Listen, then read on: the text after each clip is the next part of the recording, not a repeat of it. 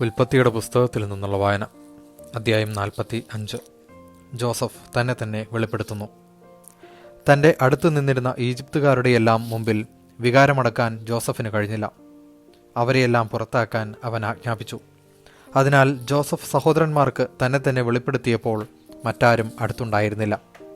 അവൻ ഉറക്കെ കരഞ്ഞു. ഈജിപ്തുകാരും ഫറവോയുടെ വീട്ടുകാരും അത് കേട്ടു. ജോസഫ് സഹോദരന്മാരോട് പറഞ്ഞു, ഞാൻ ജോസഫാണ്. എൻ്റെ പിതാവ് ഇപ്പോഴും ജീവിച്ചിരിക്കുന്നുവോ? അവരാകെ സ്തംഭിച്ചു പോയി. അവർക്ക് സംസാരിക്കുവാൻ കഴിഞ്ഞില്ല.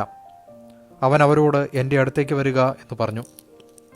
അവർ അടുത്തു ചെന്നപ്പോൾ അവൻ പറഞ്ഞു, നിങ്ങൾ ഈജിപ്തുകാർക്ക് വിറ്റ നിങ്ങളുടെ സഹോദരൻ ജോസഫാണ് ഞാൻ. എന്നെ ഇവിടെ വിറ്റതോർത്ത് നിങ്ങൾ വിഷമിക്കുകയോ വിഷാദിക്കുകയോ വേണ്ട. കാരണം ജീവൻ നിലനിർത്താൻ വേണ്ടി ദൈവമാണ് എന്നെ നിങ്ങൾക്ക് മുമ്പേ ഇങ്ങോട്ടയച്ചത്. നാട്ടിലാകെ ക്ഷാമം തുടങ്ങിയിട്ട് 2 കൊല്ലമായി.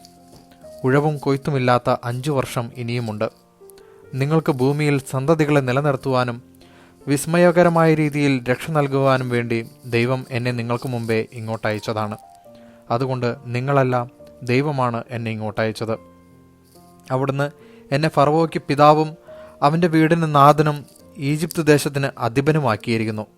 നിങ്ങൾ തിടുക്കത്തിൽ പിതാവിൻ്റെ അടുത്ത് ചെന്ന് അവനോട് പറയുക, ദൈവം എന്നെ ഈജിപ്തിന് മുഴുവൻ നാഥനാക്കിയിരിക്കുന്നു.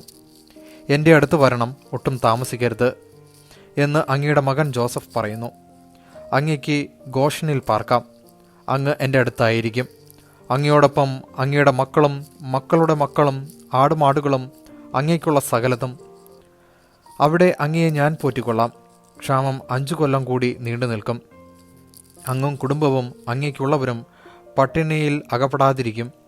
ഞാനാണ് നിങ്ങളോട് സംസാരിക്കുന്നതെന്ന് നിങ്ങളും എൻ്റെ സഹോദരനായ ബെഞ്ചമിനും നേരിൽ കാണുന്നുണ്ടല്ലോ.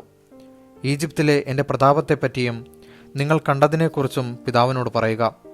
വേഗം ചെന്ന് അവനെ കൂട്ടിക്കൊണ്ടുവരിക. ജോസഫ് ബെഞ്ചമിനെ കെട്ടിപ്പിടിച്ചു കരഞ്ഞു. ബെഞ്ചമിനും അവൻ്റെ തോളിൽ തല ചായ്ച്ചു കരഞ്ഞു. അവൻ തൻ്റെ സഹോദരന്മാരെ എല്ലാവരെയും ചുംബിക്കുകയും കെട്ടിപ്പിടിക്കുകയും കരയുകയും ചെയ്തു. അപ്പോൾ അവർ അവനോട് സംസാരിച്ചു. ജോസഫിൻ്റെ സഹോദരന്മാർ വന്നിട്ടുണ്ട് എന്ന വാർത്ത ഫറവോയുടെ വീട്ടിലെത്തിയപ്പോൾ ഫറവോയും ദാസന്മാരും സന്തോഷിച്ചു. ഫറവോ ജോസഫിനോട് പറഞ്ഞു, നിന്റെ സഹോദരന്മാരോട് ഇപ്രകാരം ചെയ്യാൻ പറയുക. മൃഗങ്ങളുടെ മേൽ ചുമട് കയറ്റി കാനാൻ ദേശത്ത് ചെന്ന് പിതാവിനെയും വീട്ടുകാരെയും കൂട്ടി എൻ്റെ അടുത്ത് വരിക. ഈജിപ്തിലെ ഏറ്റവും നല്ല ഭൂമി നിങ്ങൾക്ക് ഞാൻ നൽകാം.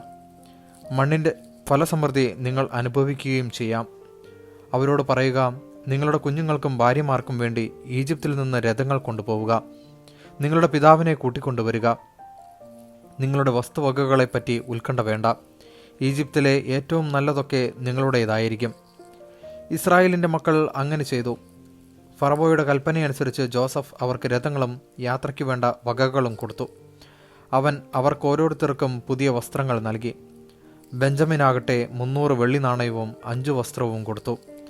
അവൻ 10 കഴുതകളുടെ പുറത്ത് ഈജിപ്തിലെ വിശിഷ്ട വസ്തുക്കളും 10 പെൺകഴുതകളുടെ പുറത്ത് ധാന്യവും അപ്പവും യാത്രയ്ക്ക് വേണ്ട വകകളും തൻ്റെ പിതാവിന് കൊടുത്തയച്ചു.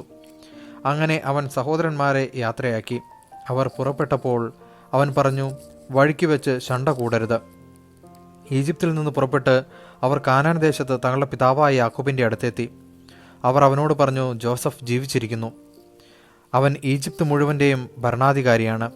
അവൻ സ്തബ്ധനായിപ്പോയി. അവൻ അവരെ വിശ്വസിച്ചില്ല. എന്നാൽ ജോസഫ് പറഞ്ഞതൊക്കെ അവരിൽ നിന്ന് കേൾക്കുകയും തന്നെ കൊണ്ടുപോകാൻ ജോസഫ് അയച്ച രഥങ്ങൾ കാണുകയും ചെയ്തപ്പോൾ അവരുടെ പിതാവായ യാക്കോബിന് ഉന്മേഷം വീണ്ടു കിട്ടി. അവൻ പറഞ്ഞു, എനിക്ക് തൃപ്തിയായി. എൻ്റെ മകൻ ജോസഫ് ജീവിച്ചിരിപ്പുണ്ട്. മരിക്കും മുമ്പ് ഞാൻ പോയി അവനെ കാണും. ദൈവവചനമാണ് നാം കേട്ടത്.